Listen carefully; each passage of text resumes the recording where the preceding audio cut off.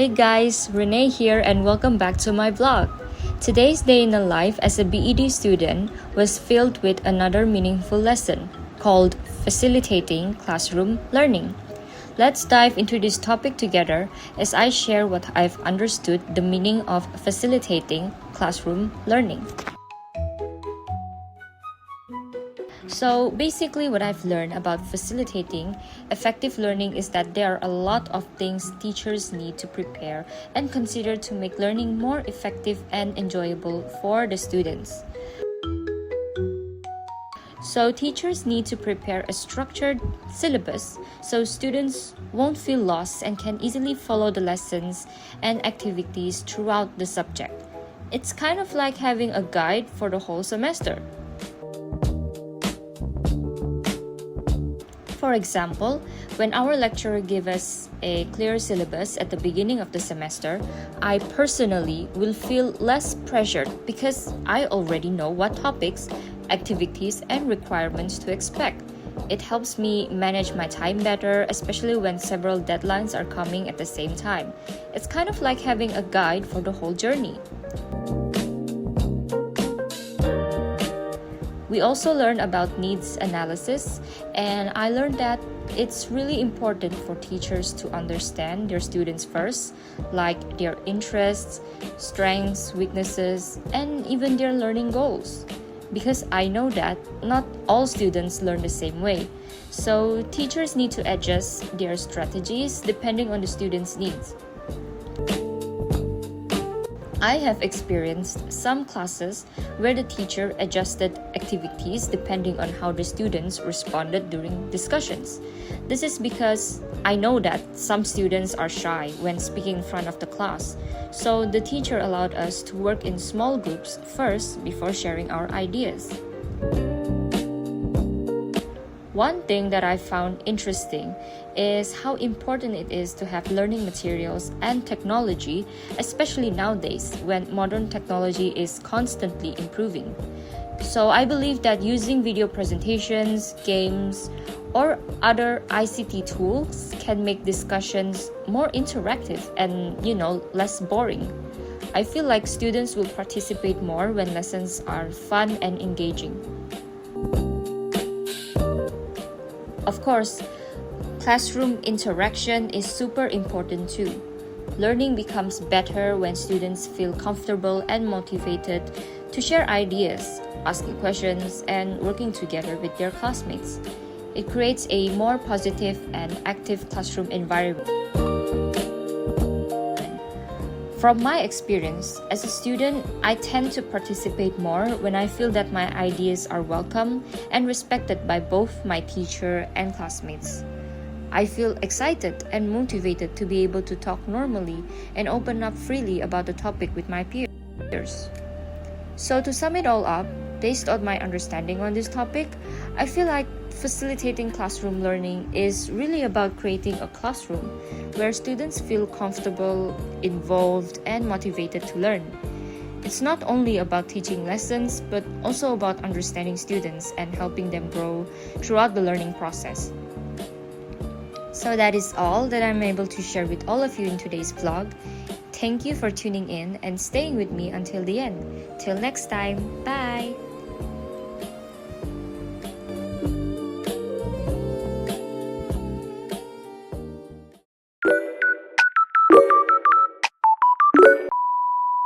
Hey guys, Renee here and welcome back to my vlog.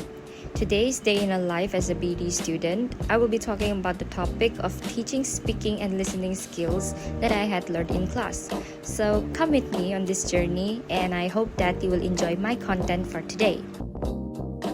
So class today was quite informative as we learn about teaching speaking and listening skills. I guess I'll be talking about this more personally with the way I see language learning, the kind of teacher I hope to become, and explaining the few notes that may help me in the real classroom settings. So yeah, let's get into it. So I know that some students are quite afraid of speaking English because they worry too much about grammar mistakes or pronunciation. And honestly, I still feel that way all the time, and it sure does affect me a lot. Because of that, I don't really believe that grammar drilling should be the main focus all the time when it comes to learning. Yes, grammar is definitely essential, but some students are afraid of making mistakes to the point of not being able to speak at all. I may know that some teachers focus more on the outspoken students and tend to avoid the quieter ones, but the quiet students can be reliable with good ideas too. It's just that they are too shy to speak up and probably need a safer environment to adjust themselves to be able to speak properly. I believe that activities such as pair work and role plays can really help students to build up their speaking confidence as time goes by. The types of speaking tasks that we had learned, such as intensive speaking, extensive speaking, interactive speaking, responsive speaking, and imitative speaking, are often implemented. The intensive speaking focuses on accuracy with activity examples such as oral questionnaires and picture cue tasks. Extensive speaking, or also known as monologue, often refers to longer and more complex speaking tasks. It involves presenting full set of ideas, typically in the form of an impromptu speech. Activities can be done for this task such as oral reports, summaries, short speeches, and many more. Next, the interactive speaking involves a more extended and dynamic exchanges between two or more speakers. This can be related to interviews, discussions, or even conversations. Responsive speaking involves with meaningful responses to questions and also requires students to engage in real-time thinking. Activity examples such as question and answer and paraphrasing a story or dialogue.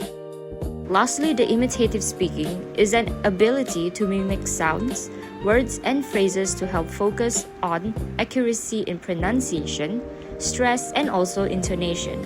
Activities like word repetition and pronunciation drills can be applicable in the learning process.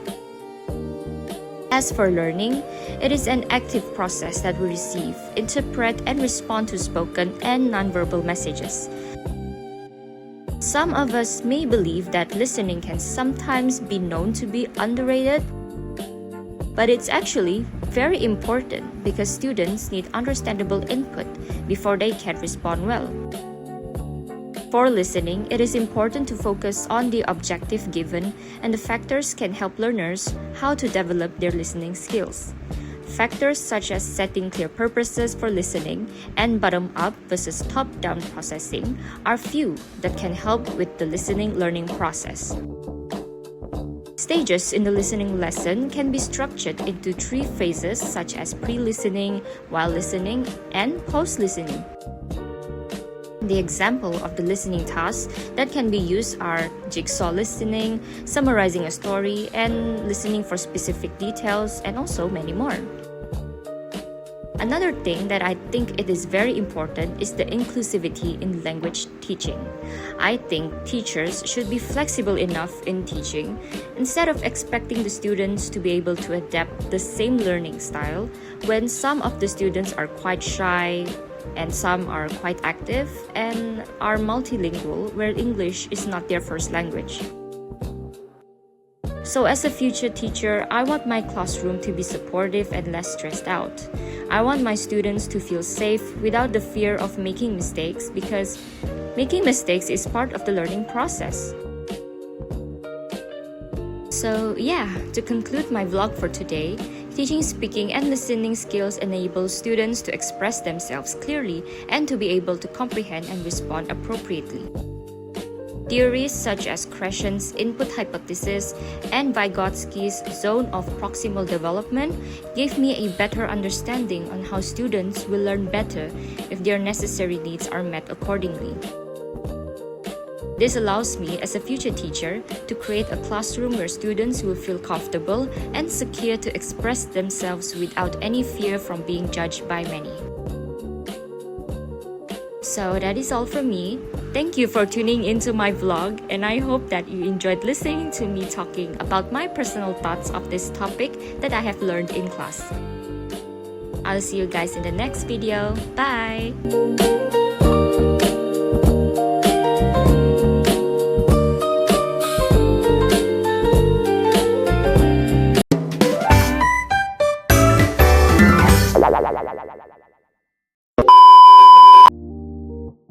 guys, Renee here and welcome back to my day in a life vlog as a BEd student.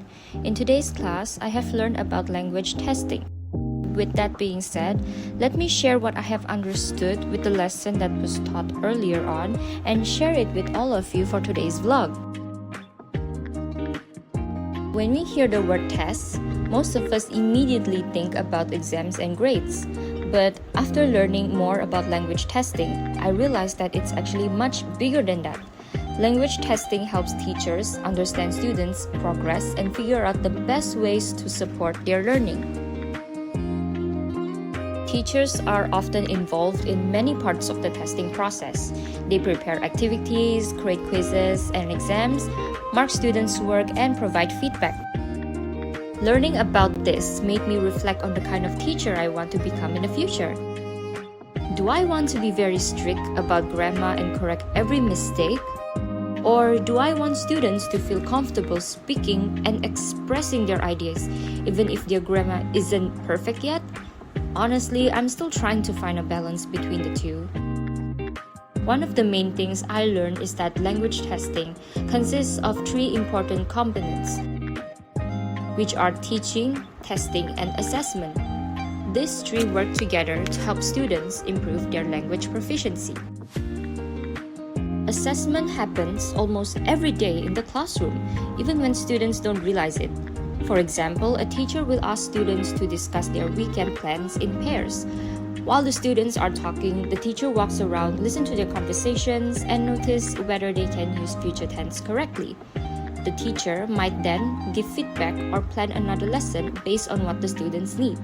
That can be considered as a form of assessment because the teacher is observing and evaluating learning as it happens on the spot.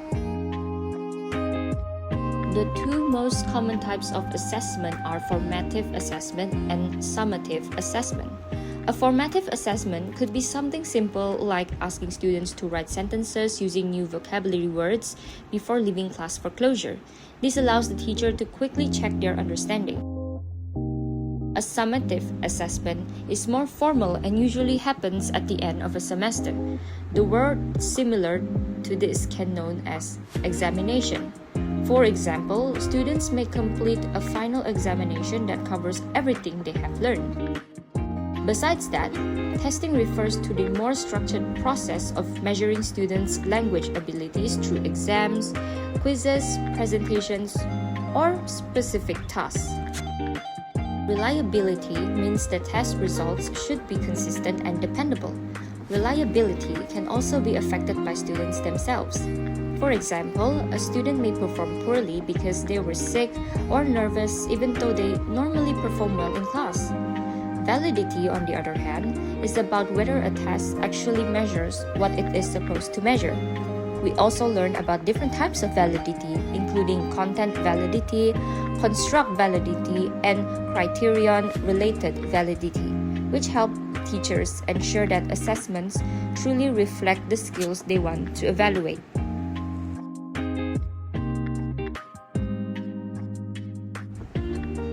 Rubrics help teachers assess students fairly and consistently using specific criteria. For example, during an oral presentation, the teacher can use a rubric that includes criteria such as pronunciation, fluency, grammar, confidence, and content organization. The teacher follows clear standards for every student. At the same time, students know exactly what they need to focus on in order to achieve better results. Overall, I believe language testing plays a very important role in education. It helps teachers evaluate students' progress, understand how students learn, and identify areas where additional support may be needed. Well-designed assessments allow students to demonstrate their abilities fairly, while rubrics promote transparency and consistency throughout the evaluation process.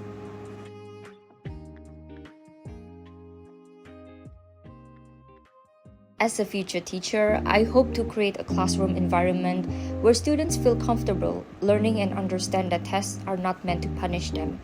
Instead, assessments should help them recognize their strengths and identify areas for improvement.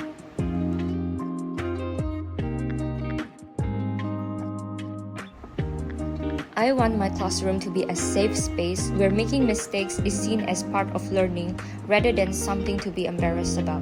After all, language learning is a journey and every mistake is an opportunity to grow. So yeah, that is all from me. Thank you so much for watching, and I hope you enjoyed learning a little bit about language testing with me. I'll see you guys in the next one. Bye!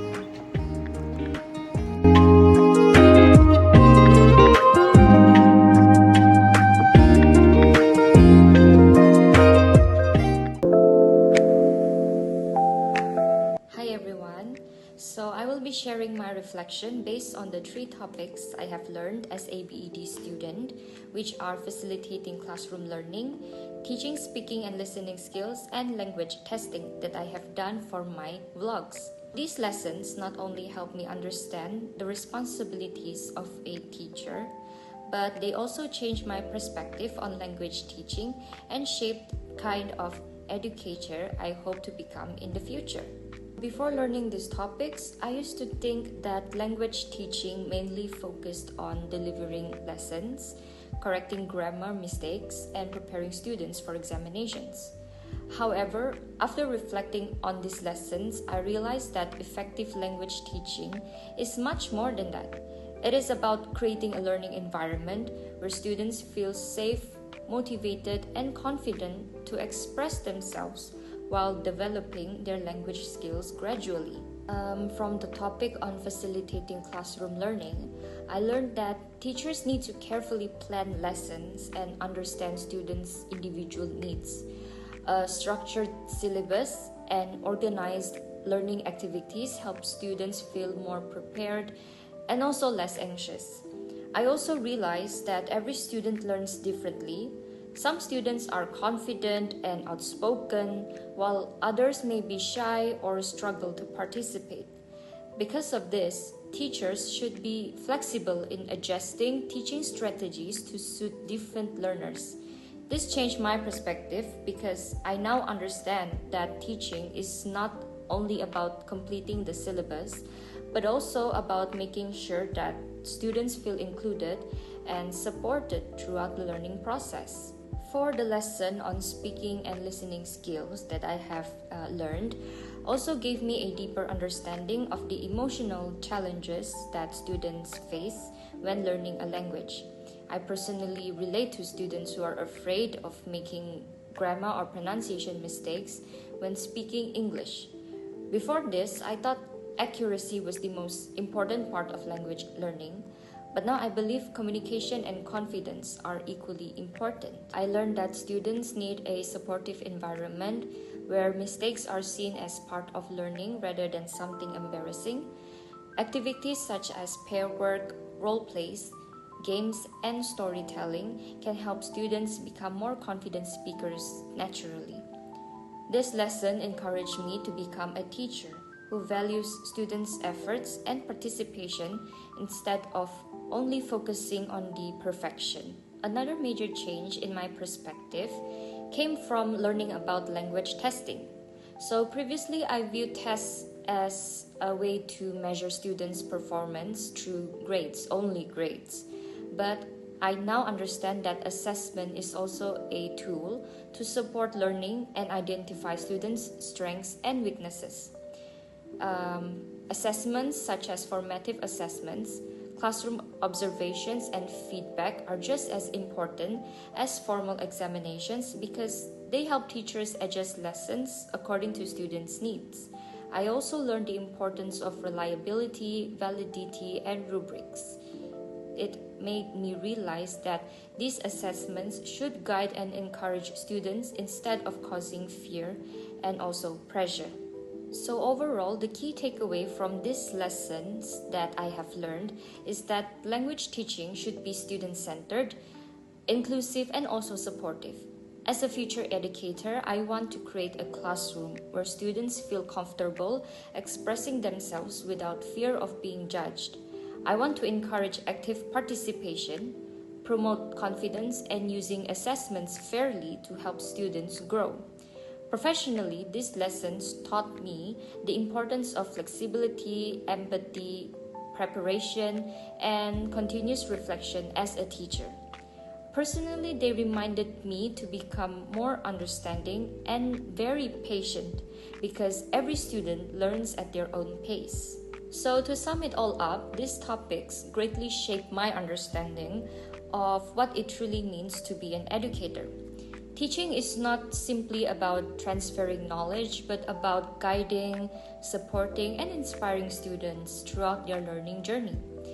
As I continue my journey as a future teacher, I hope that I am able to apply these lessons in creating a positive and meaningful learning experience for my future students as well. So that is all that I have gathered, and that is my reflection from the vlogs that I have made. Thank you so much.